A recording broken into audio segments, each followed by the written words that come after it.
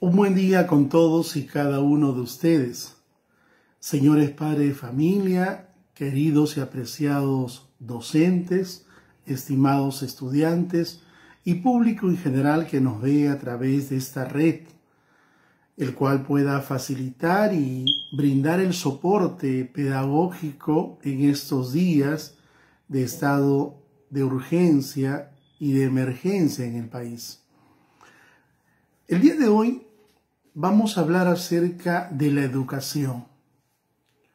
Como todos sabemos, la educación en nuestro país, y está estipulado en la Constitución Política del Perú, nuestra Carta Magna, la ley de mayor jerarquía en el país es la Constitución. No existe ley que esté por encima de la Constitución. La Constitución es la ley de leyes. ¿Y qué nos dice la Constitución? Que la educación es un derecho fundamental. Es un derecho fundamental de cada una de las personas y es deber del Estado protegerla, cuidarla y facilitarla a toda la población, en este caso a la nación, a través de las distintas escuelas, en este caso escuelas públicas que tiene el Estado. Pues bien, si hoy en día la educación es un derecho, ¿cómo sería o cómo habría sido la educación tiempos atrás, en los tiempos del Tahuantinsuyo? ¿Cómo fue la educación en el Tahuantinsuyo? Primeramente, la educación en el Tahuantinsuyo fue un privilegio. Fue un privilegio, ¿por qué? Porque no se brindaba a toda la población en su conjunto. Había un interés por parte del Inca de no brindarle educación a todos. El Inca estaba acostumbrado a ver al pueblo de arriba hacia abajo y que el pueblo lo mire de abajo hacia arriba. Miren ustedes, un gran significado. El Inca no permitió que el pueblo vaya a la escuela. Es más, en el Tahuantinsuyo, mis apreciados estudiantes, no podemos hablar en plural. No podemos hablar de las escuelas en el Tahuantinsuyo, porque no hubo las escuelas, solamente hubo una sola escuela. Y esa única escuela fue construida en el Cusco, la capital del imperio. Esa única escuela era conocida con el nombre de Yachayhuasi. La palabra Yachayhuasi es una palabra quechua, que quiere decir o que proviene de dos vocablos, yachay, huasi. Huasi es casa y yachay es saber. Etimológicamente, entonces, en términos quechuas, el yachayhuasi era la casa del saber, pero no para todos, solo para un pequeño sector con gran poder. Ese pequeño grupo que tenía derecho, que tenía acceso a la educación, era simplemente la nobleza. Y si hablamos de nobleza, ya en sesiones posteriores vamos a hablar de las clases sociales en el Tahuantinsuyo. Y si hablamos de nobleza, estamos hablando de dos tipos de nobles: los nobles de sangre y los nobles de privilegio. ¿Quiénes eran los nobles de sangre en el Tahuantinsuyo? Todos aquellos familiares consanguíneos directos del Inca, primos, hermanos, tíos, algún pariente consanguíneo. ¿Y quiénes eran los nobles de privilegio en el Tahuantinsuyo? No eran familiares del Inca, pero se habían ganado la categoría de nobles por su buen desempeño, por su buena fidelidad a la orden del Inca. Y el Inca los ubicó en un lugar bastante privilegiado. Estos gozaban de la educación en el Tahuantinsuyo. Hoy en día a la escuela se va desde los 2, 3 añitos al kinder, ¿cierto? En los tiempos del Tahuantinsuyo la educación era completamente distinta.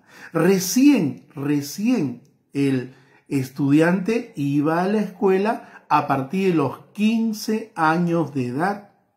Desde que nacía, desde estar en los brazos de mamá y papá indígena, la familia jugaba un papel importante, porque ahí lo instruía, ahí lo formaba para la vida. en cosas de la vida.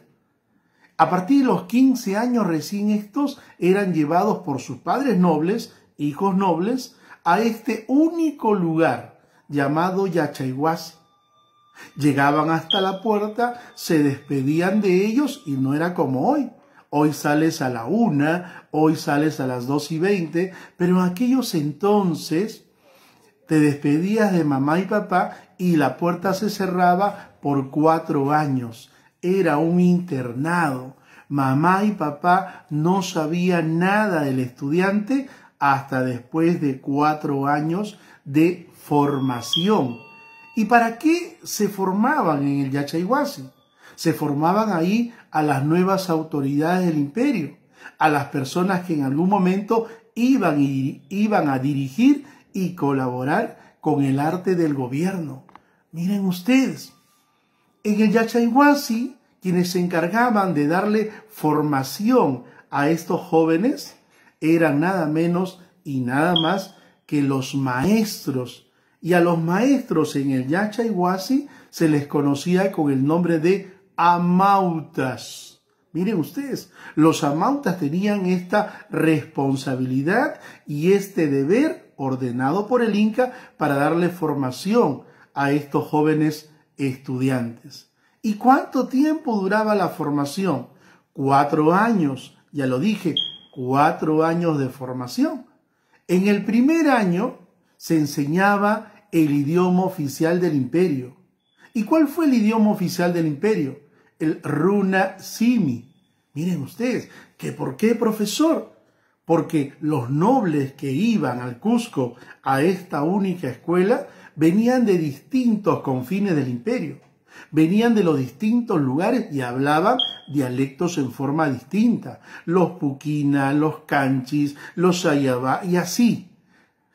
Idiomas o dialectos completamente distintos que nadie se entendía y se tenía que hablar el idioma oficial en el imperio. Y como vuelvo a repetir, este fue el Runa Simi, el cual significa el habla de la gente, en el Cusco como capital. En el segundo año, mis apreciados estudiantes, se enseñaba el manejo de los quipus. Hoy en día sabemos que el lenguaje es verbal y es escrito, y también con signos mímicos. En los tiempos del Tahuantinsuyo, miren ustedes, el lenguaje no era escrito. No era escrito, el lenguaje era memorista. Y para esto, mis apreciados estudiantes, había unos hombres maestros expertos, amautas expertos, conocidos con el nombre de los Quipu Camayok. Quipu Camayok. Estos eran expertos que enseñaban a los estudiantes del Yachaywasi a confeccionar. ¿Qué cosa confeccionaban? Los quipus. ¿Y qué cosa era un quipu? Era un cordel donde se desprendían otros cordeles. Cada uno de estos cordeles podían ser de colores, tenían nudos, podían llegar hasta 10 nudos y cada nudo decía algo. Miren ustedes, por esa razón, grandes historiadores han dividido o han clasificado a los quipus de 2 formas. Quipus estadísticos y quipus históricos. Un quipu estadístico era para almacenar y guardar cantidades. Cuántos niños, cuántas mujeres, cuántos ancianos, cuánto de cosecha, qué sé yo. Y un quipu histórico era para guardar las historias del imperio. Miren ustedes, interesante. Y solamente quienes habían estudiado en el Yachaywasi sabían la interpretación y sabía qué contenía cada quipu. El pueblo, ojo con esto, el pueblo conocía un quipu, pero no sabía lo que un quipu decía. ¿Por qué razón? Porque no había ido a la escuela. Miren ustedes el interés del Inca, un interés personalista. En el tercer año se enseñaba la religión. Oiga, todos sabemos que la religión en el Tahuantinsuyo se caracterizó por ser de 2 aspectos fundamentales, un politeísmo y un panteísmo. Un politeísmo, la creencia en varios dioses con D minúscula, y un panteísmo, darle vida a todos los elementos de la naturaleza. Para los indígenas en el Tahuantinsuyo, una piedra, una roca, el agua, el sol, la luna, las estrellas, el arco iris, eran dioses. Algunos dioses menores y otros dioses mayores como el sol. Miren ustedes, eso se tenía que aprender, eso se tenía que inculcar, un politeísmo y un panteísmo completo. Tanto así, todos sabemos que en el Tahuantinsuyo pues se mandó a construir un templo en homenaje al sol, al padre de los incas, y ese templo va a ser conocido con el nombre de Coricancha. Miren ustedes, en homenaje al sol. En el cuarto año de formación se enseñaba nuestro curso, se enseñaba la historia, pero una historia distinta. A veces lloramos, a veces nos sentimos enfadados, a veces nos sentimos cuestionados por relatos acontecidos en la historia. En el Tahuantinsuyo no se permitió eso.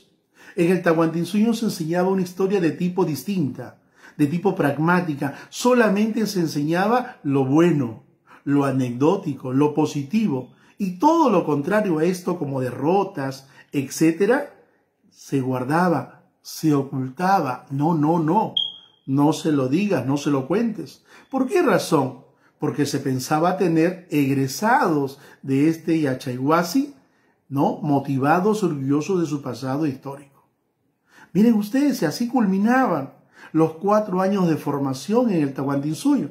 Y luego de terminar estos 4 años, así como usted tuvo una fiesta de graduación, una fiesta de promoción, ahí también había una fiesta de graduación frente a todas las autoridades del imperio. Y esa ceremonia de graduación era conocido con el nombre del Huarachico. Miren ustedes, ya estaban preparados y listos para gobernar en un futuro y para ser las futuras autoridades del imperio. ¡Qué bonito! ¿Qué habrá pasado con las mujeres? ¿Habrá habido lugares de formación también para ellas? No se pierdan la próxima sesión. Un gusto de haber estado con ustedes. Y no te olvides, yo me quedo en casa. Gracias. Buenas tardes.